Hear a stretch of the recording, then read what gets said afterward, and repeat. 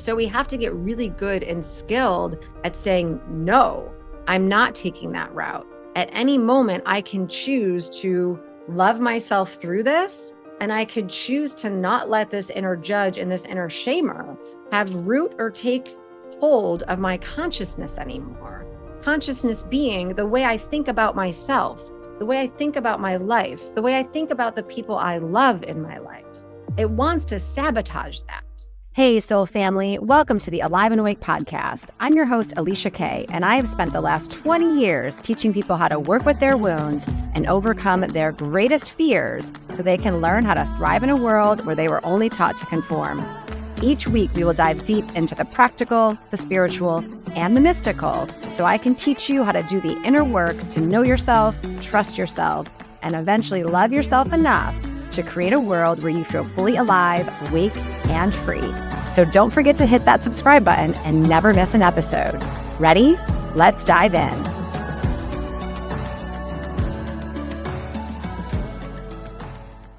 Welcome to another episode, everyone. I hope that you are enjoying all the interviews so far. And sorry, I have not been on to do a solo cast in a while. I was just waiting for Spirit to prompt something in me that I know that my listeners need to hear. And the day has finally come. Spirit's really been working on me or working with me inside of me since June this year to bring forth and expose the parts in my psyche and in my nervous system that are still holding on to shame and self-judgment. And so this will be exactly what we're going to talk about today, because shame and judgment is actually toxic for your soul.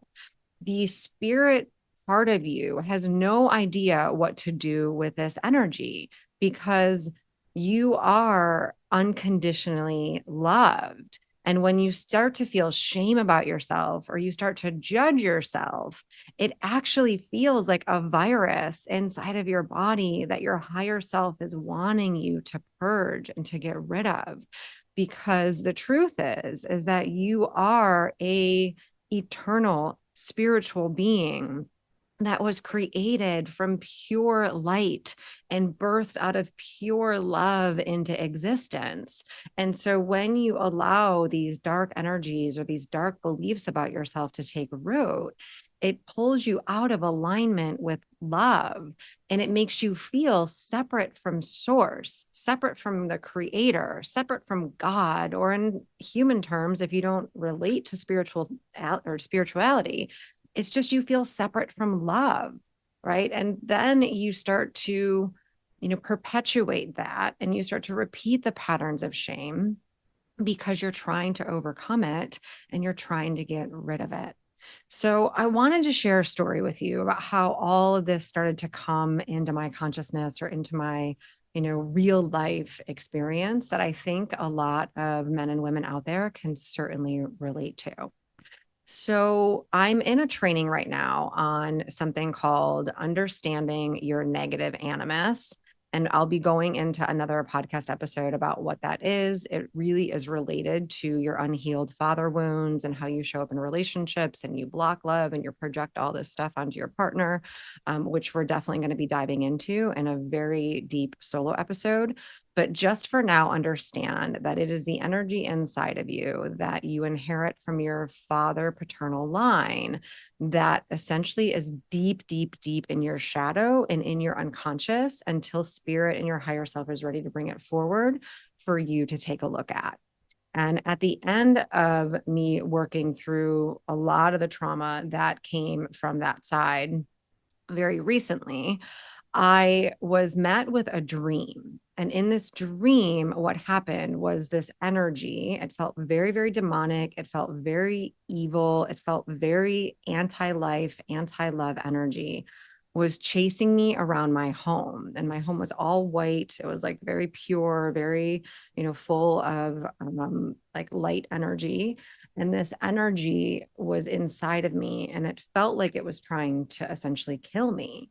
And what happened in my dream was I felt it come out of my heart chakra and separate.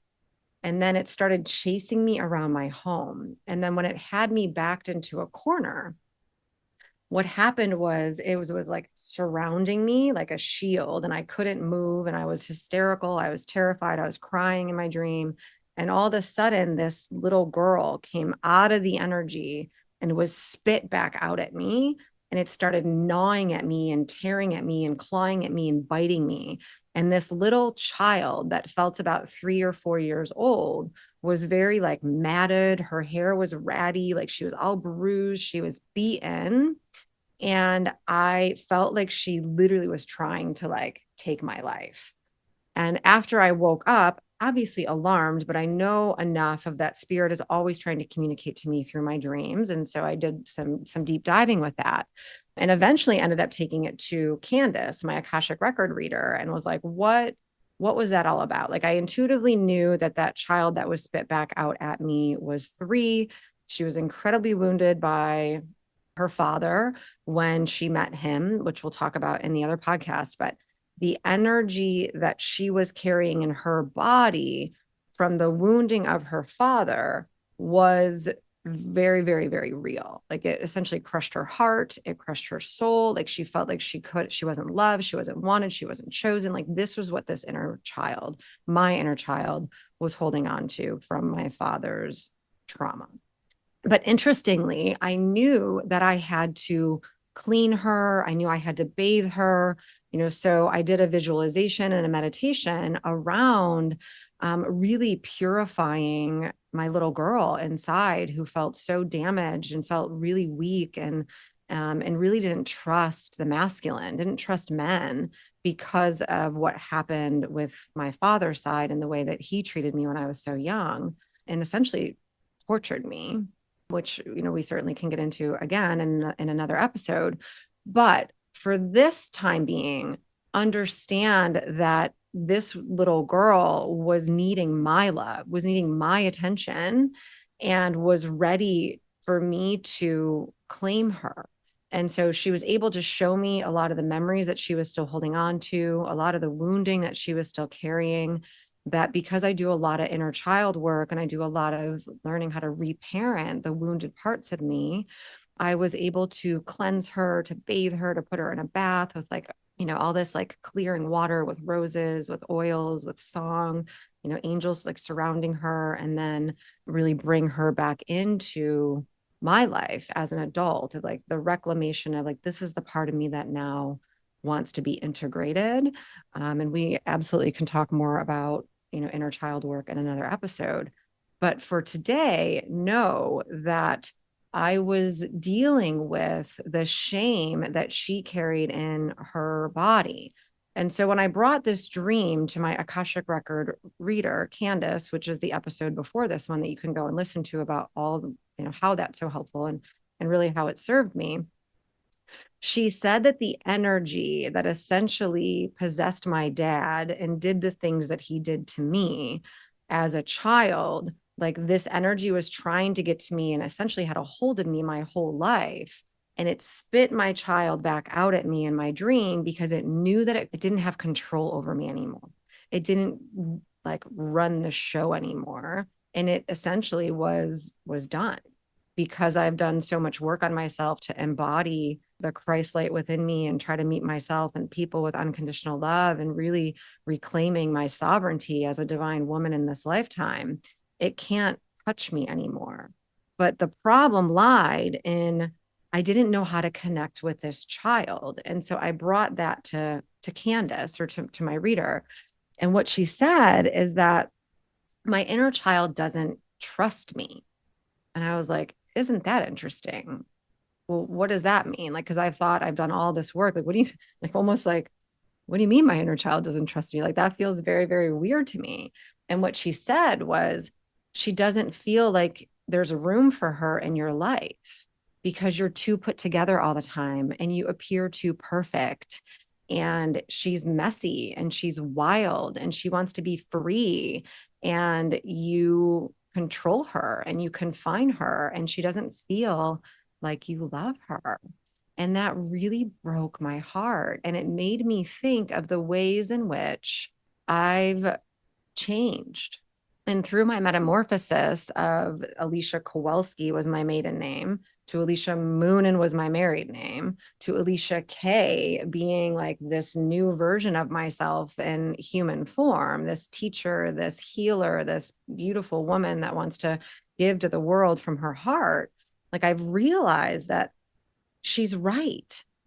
I controlled myself and changed myself so much that I wanted to abandon the part of me that was wild and crazy and promiscuous and, drank too much and like had too much fun because I became so serious and became so focused on my mission that I have really not allowed that part to come through.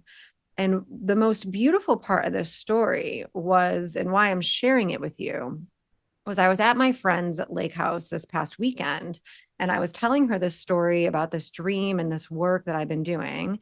And mind you, she is my best friend. Like I swear we do this every single lifetime, but I met her when I was 15 years old, and I was in the worst pit of my own hell when she came into my life, meaning like I was ashamed of where I lived. I was ashamed of my lifestyle. I was poor.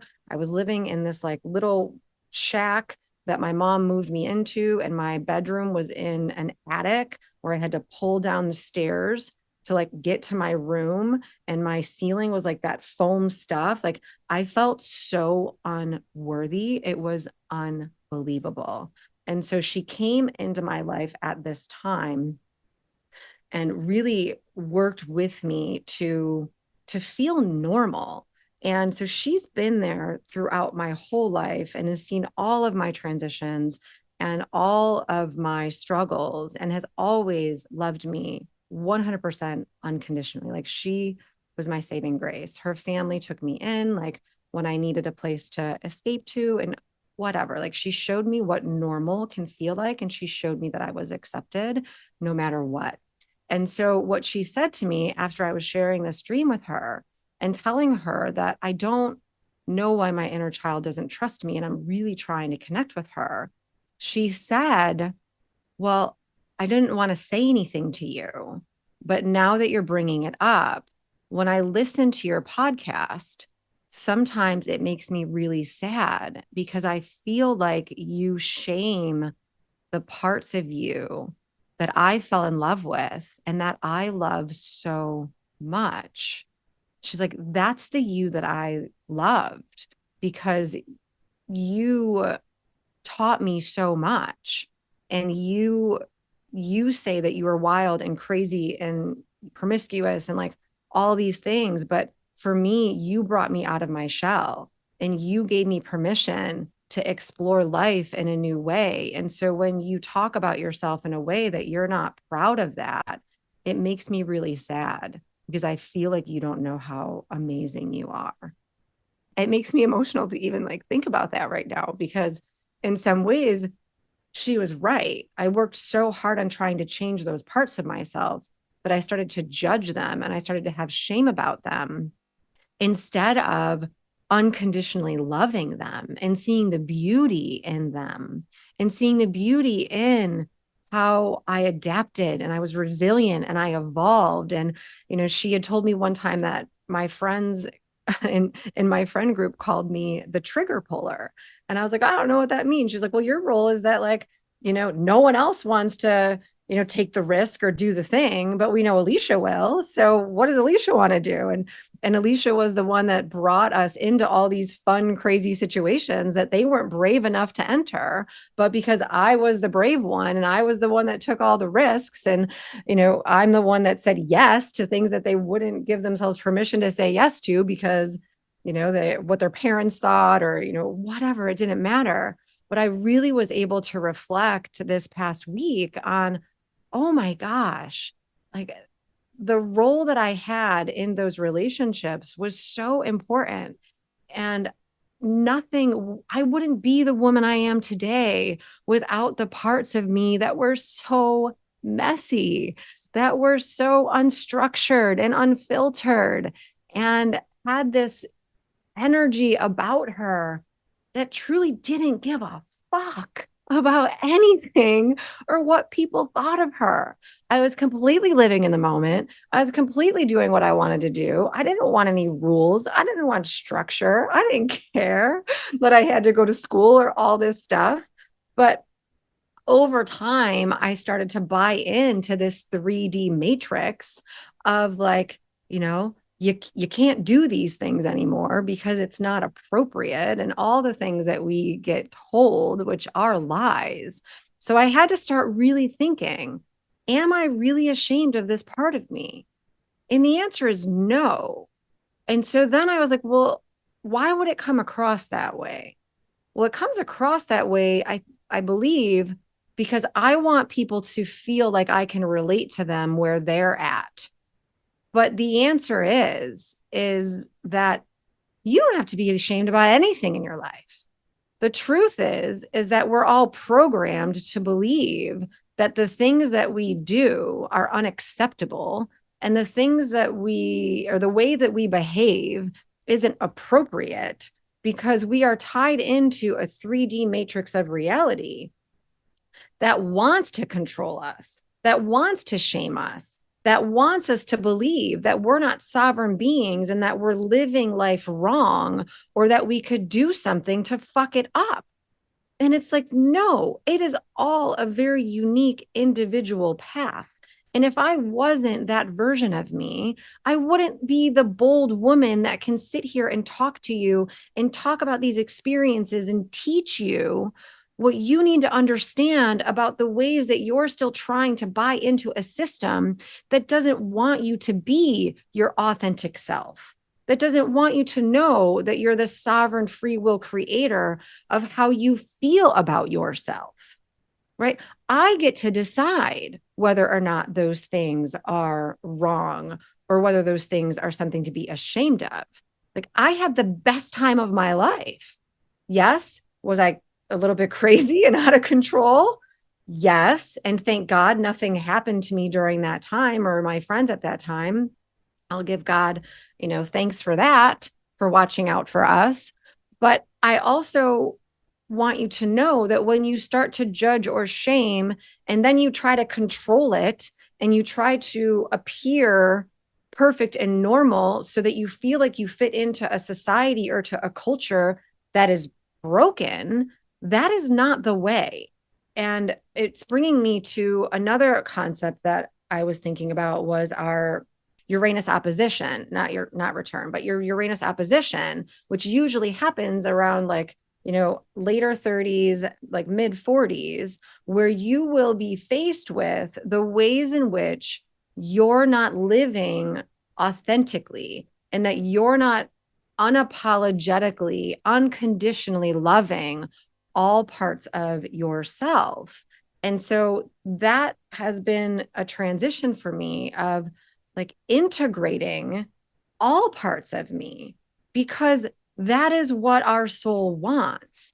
When we shame or judge, or we think we shouldn't be living a certain way, or we shouldn't be doing certain things, we have to understand that our higher selves have a divine plan for why it laid out these pieces in the way that it did, to break through karma, to heal trauma, to work through shame, to work through blame, so that we can embody our true, authentic self and live boldly and bravely as the women that we are. And what's coming to me is, it's just like, when you get to that place, which I'm stepping into, and I believe we all will step into if we choose to do enough of this work, where you're like the sage, right? Where you're walking in the world and you're like, every single part of me and every single thing that has happened to me has made me who I am. And it's all okay. And it's all perfect.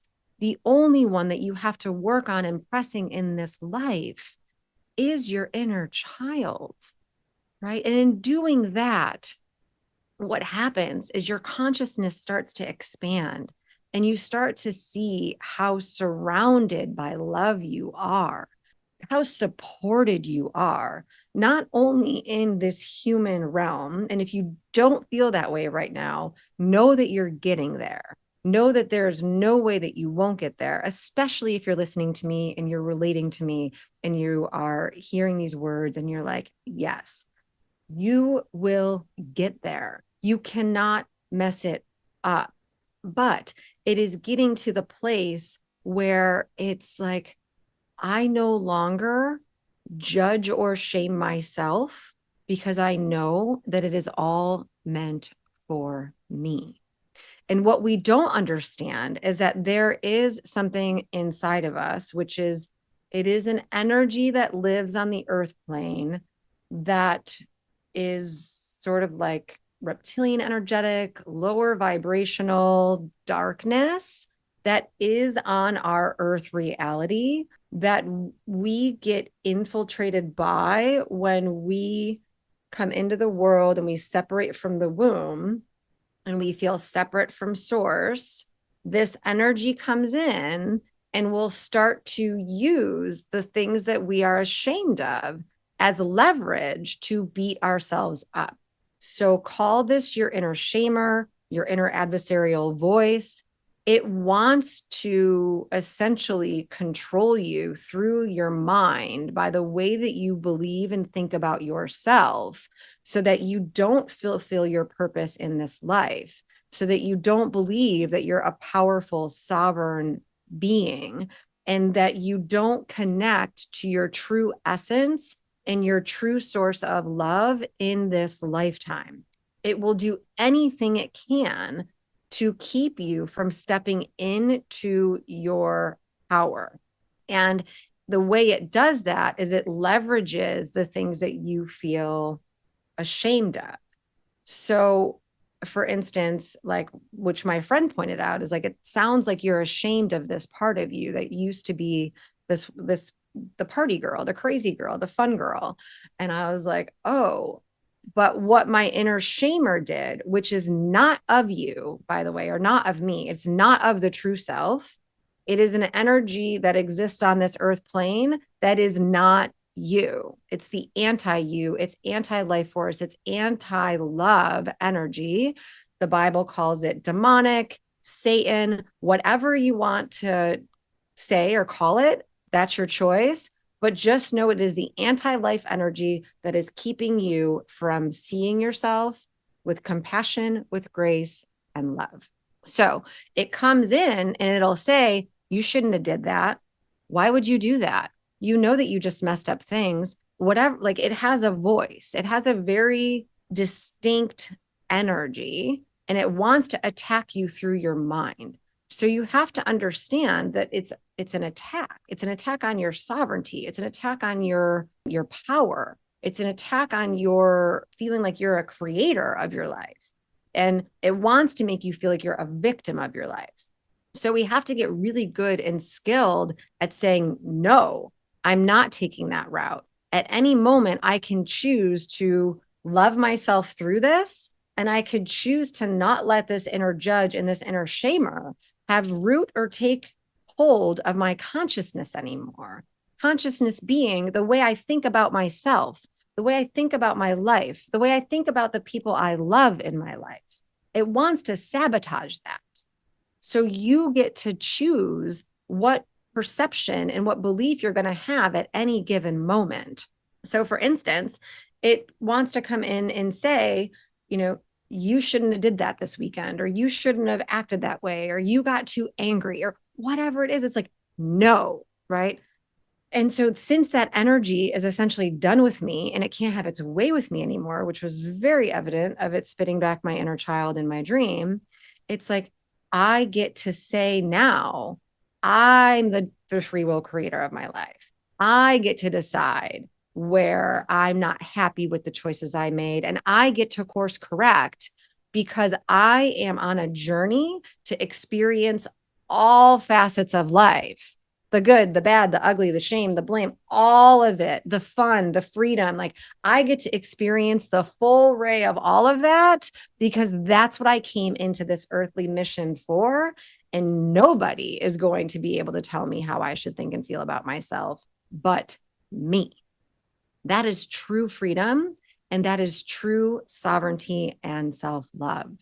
So I say this to you so that you can start to pay attention to the inner voice that you have about the parts of you that you are judging, that need your attention and that are calling you forward. Because anything that we hold in a box outside of our mind that we don't want to look at, we don't want to pay attention to, that we are ashamed of, this energy will use to sabotage you, to keep you from fulfilling your purpose, to keep you from loving yourself unconditionally and loving all of the experiences that you've been through, because you know they are meant for you.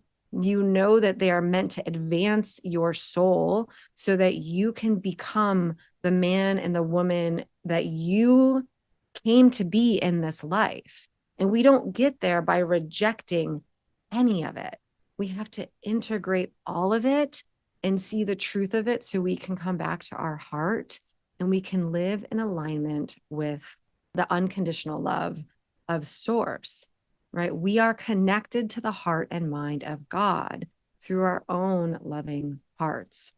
And so the most beautiful thing about this story that I share with you about my friend and how I know this was divinely orchestrated by my higher self was as I was leaving the lake house and I was pulling out onto the highway with my two little, not my two little boys, but my son and his best friend in the back seat.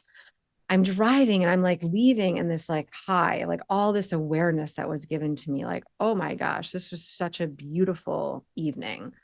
And what happened was is I pull out onto the highway and all of a sudden this bird comes out of the tree right in front of my vehicle in my truck and is flying level with my windshield. The wingspan was massive. It had to be like 3.5 feet wide. And I'm like, oh my gosh, is that a hawk? Is that a duck? Like, what is that? It looked so big. And until it swung up and it went back into a tree and I saw its big, beautiful wingspan and like the markings on its wings and its back, I was like, that was the most massive red-tailed hawk that I've ever gotten the privilege to see. And it was meant for me as confirmation that this is exactly what I need to be teaching people. This is exactly the way that I need to feel about myself, and that I am on the right path and the right track, and that I have lived every single thing in my life so that I could come here and teach you how to do the same. Because this work is about you. It's about finding the places inside of you, that darkness that still wants to take root, and bringing it forward and learning to meet yourself with grace and compassion and mercy, the way that your heavenly Father, the way that your heavenly Mother wants you to see yourself.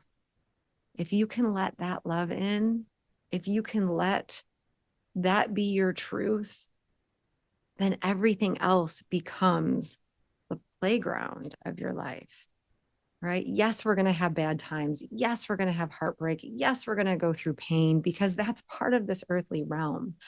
But it's what we do with it that can keep us suffering or can keep us rising into our power. So I hope that this really resonated with you today. And I hope that you are willing to take a look at the places that you still shame, because it is toxic for your soul. And know that the part that judges yourself is not your real self. Do not even call it my inner critic, because it is not yours. It is an energy of this realm that is not of you, because the real self, the true self, only knows love. And some really cool things coming up. I am developing an online course that's going to be launching in the next couple of months. I cannot wait. It is about becoming the worthy woman and how to not let men or your mother or anyone outside of you make you feel worth less than what you really are. So I'm very excited to get that launched. Also, if you need help with the battle in your mind and the beliefs that you have about yourself of not being enough, not being like living life wrong, not being smart enough, not being enough, go to my website and download my free opt-in. It's a beautiful tool for you to learn how to navigate what's going on inside of you so that you don't have to live in this suffering in your brain anymore.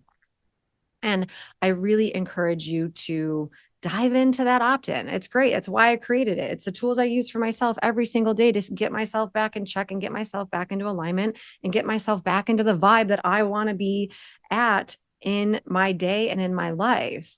And then if you feel called, subscribe to my newsletter. You'll get stuff like this every single month where you'll see what's going on, what I have, you'll get advice, you'll get journaling prompts, and you'll really be able to to tune in to free content that I love to offer people. So thanks again for staying to the end of the episode. If you resonated with it, share it with someone you love, and make sure you hit that like and subscribe button so that I can reach more people for my spiritual mission. I love you so much, and I thank you for supporting me.